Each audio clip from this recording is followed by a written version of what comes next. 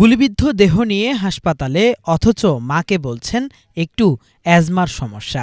বৈষম্যবিরোধী ছাত্র আন্দোলনের সময় সামাজিক যোগাযোগ মাধ্যমে ভাইরাল হয় এমন একটি ভিডিও।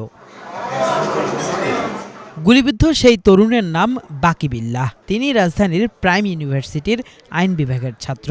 তার কাছেই জানতে চেয়েছিলাম কিভাবে পেরেছিলেন এমন অভিনয় করতে। ওই ভিডিওটা নাগরিক হসপিটালের ছিল। আর আমি কেন বলেছি, আমার মা হার্টের রোগী এবং আমার ফ্যামিলিটা অতটা সচল না, গ্রামের মানুষ সবাই। আমার বাবা একজন কৃষক। তো সেখানে আমি যদি একটা আতঙ্ক তাদের মধ্যে তৈরি করে দেই, তাহলে সেটা আসলে আমার ফ্যামিলির উপর একটা নেগেটিভ প্রভাব ফেলবে, যেটা আমি চাই নাই। বাকি বিল্লাহ আহত হন রাজধানীর রামপুরা এলাকায়। কিভাবে আহত হয়েছিলেন বাংলাভিশনকে সেই ভয়াবহতার বর্ণনাও দিয়েছেন তিনি।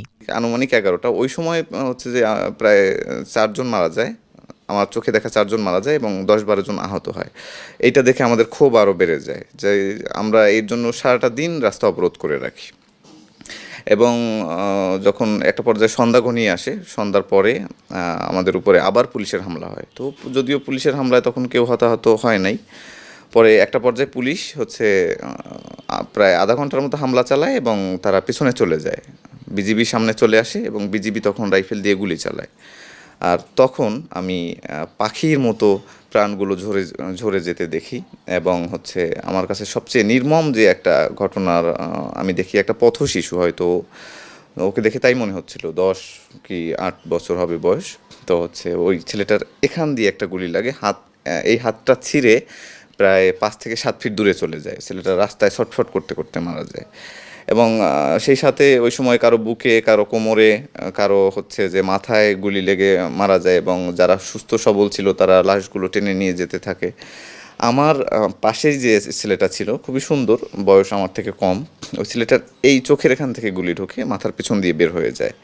তার আগে আমার হাতে গুলি লাগে। হাতে গুলি লাগার গুলি যখন লাগে, তারপরে আমি সক্রিয়, আমার তেমন কিছুই হয়নি এটা ভেবে আমি রাস্তায় থেকে যাই এবং আমরা সামনে এগোতে থাকি এবং বর্ডার গার্ড আমার গুলি ছুটতেছে এবং তারা পেছনে পৌঁছচ্ছে।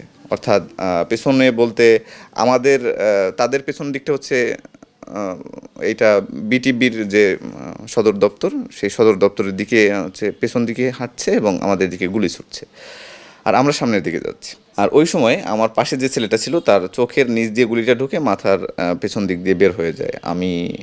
তখন আমার হাতে আমি গুলিবিদ্ধ।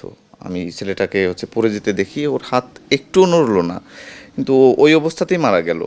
আমি ওর পিঠের নিচ দিয়ে আমার ডান হাতটা ঢুকিয়ে আমি ওর লাশটা কাঁধের উপরে তুলে নিলাম। তুলে নিয়ে আমি একটা অ্যাম্বুলেন্স নিরাপদ দূরত্বে দাঁড়িয়ে আছে। যদি দৌড়ে অ্যাম্বুলেন্সের কাছে যাই তাহলে 5 মিনিট সময় লাগে।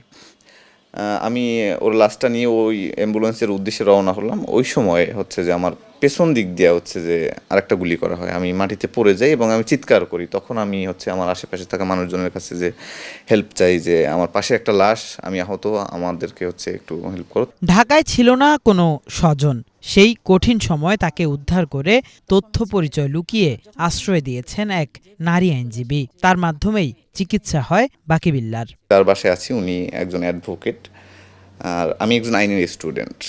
সেই সুবাদে আমাদের একটু যে আসা যাওয়া ছিল, তার চেম্বারে আমি প্রায় আসতাম। তো তখন তো আমার এমনিতে সেন্স ছিল না। তো হৃদয় যে ওই নাম্বারটা ডায়ালে দেখে তাকে ফোন দিলেন যে বাকি বিল্লা নামের কাউকে চেনেন কি না, ও তো এইভাবে আহত হয়েছে, গুলি লাগছে, আপনি একটু আসতে পারবেন কি না, ওকে আমরা নাগরিক হসপিটাল থেকে ঢাকা মেডিকেলে নিয়ে যাচ্ছি। এটা নাকি হৃদয় বলেছে, যদিও আমি জানি না। তো তারপরে আমাকে পরে বলা হয়েছে। তো তারপর উনি ঢাকা মেডিকেলে গেলেন এবং আমাকে আহত অবস্থায় দেখে প্রাথমিক ট্রিটমেন্ট শেষে তার বাসায় নিয়ে আসলেন। একটা সময় যে আমাকে ঢাকা মেডিকেল থেকে অপারেশনের একটা ডেট দেয়। আমরা 7 দিন পরে আবার ঢাকা মেডিকেলে যাই। তখন তারা আমাকে যেটা বলে সেটা আসলে খুবই মর্মান্তিক। তারা বলে যে ঢাকা মেডিকেলে আমার চিকিৎসা হবে না। এভাবেই তারা না করে দেয়। তারপর আমরা সেখান থেকে চলে আসি। এরপরে আমার এই অপারেশনটা অতি গোপনীয়তার সাথে ডাক্তার আমানুতুল্লাহ আমান স্যার, যিনি কেয়ার জেনারেল হসপিটালে আছেন, এটা চাষারা নারায়ণগঞ্জ, উনি এটা অতি গোপনীয়তার সাথে এই অপারেশনটা করেন। ভয় কিছুটা পেয়েছি, তবে আমার যে বিবেকবোধ কাজ করতেছিল তখন, তখন মনে হচ্ছিল যে একটা মানুষের প্রাণের চেয়ে তো আমার মানে কি বলে মানুষের কথা আমার তখন আর হয়নি, যে মনে হয়েছে যে না, একটা মানুষের প্রাণ বাঁচাতে হবে, এটাই আমার কাছে তখন মানে প্রথম প্রায়োরিটি ছিল। প্রথম তো হচ্ছে ঢাকা মেডিকেল ওরা প্রাথমিক ট্রিটমেন্টটা দিল, প্রাথমিক পর্যায়ে ওরা ভালোই ট্রিটমেন্ট দিছে, হ্যাঁ, খুব উৎসাহের সহিত দিচ্ছে, সবাই ভালো করছে, রেসপন্স করছে ভালো। কিন্তু পরবর্তীতে যখন আমরা যাই, হ্যাঁ, ট্রিটমেন্ট নেওয়ার জন্য বা ড্রেসিং করার জন্য, তখন ওরা একটু অনীহা প্রকাশ করে, হ্যাঁ, তখন ওরা ট্রিটমেন্ট দিতে চাচ্ছিল না, আর বলতেছিল যে আপনারা হচ্ছে এটা সরকার কর্তৃক আমাদের উপর প্রেশার আছে, তো আপনারা প্রাইভেট কোথাও এটা গোপনীয়তা রক্ষা করে চিকিৎসা নেন, এটা বলছে। নিজের দেখা অভিজ্ঞতা থেকে সেদিন বিটিবিতে ছাত্ররা আগুন দেয়নি বলেও দাবি করেন এই আহত শিক্ষার্থী। আমাদের সকলেরই অবস্থান ছিল মেরুল বাড্ডা থেকে শুরু করে একদম হচ্ছে যে মধ্যবাড্ডা, লিং রোড, তারপরে আপনার এইদিকে যে আরও জায়গাগুলো আছে এই সব জায়গায়, কিন্তু বিটিবির ওইদিকে বা বর্ণশ্রীর ওইদিকে আমাদের কারোরই অবস্থান ছিল। তো বিটিবিতে আগুন দেওয়ার কথা আমরা দূর থেকে শুনতে পাই, এবং ওই দিকে মূলত আমাদের উপরে যে ছাত্রলীগের হামলাটা হয় ওইটা মূলত বিটিবির ওই দিক থেকেই হয়, এবং হচ্ছে যে পুলিশের অবস্থানও বিটিবির ওই দিকে ছিল। কৃষক বাবার বড় সন্তান বাকিবিল্লাহ, পরিবারে নেই তেমন সচ্ছলতাও, তাই এই অবস্থায় ছেলের কর্ম অক্ষম হয়ে পড়া বেশ ভাবিয়ে তুলেছে তার মাকে। আমার স্বপ্ন ছিল আমার পরিবার মোটামুটি, ওর বাবা অসুস্থ, এই ছেলের উপরই আমার ভরসা, কিন্তু আমার ছেলে তো এখন এক হাত পঙ্গুই বলা যায়, এর নিয়ে বাকিটা আল্লাহর ইচ্ছা। বাকিবিল্লাহ সহ বৈষম্য বিরোধী আন্দোলনে ক্ষতিগ্রস্ত প্রত্যেকেই যেন ন্যায় বিচার ও ন্যায্য অধিকার পায়, সেই দাবিও জানান এই মা। আমি বারবার খালি আমার প্রাণ দিয়ে অস্থির লাগে, ভালো লাগে না।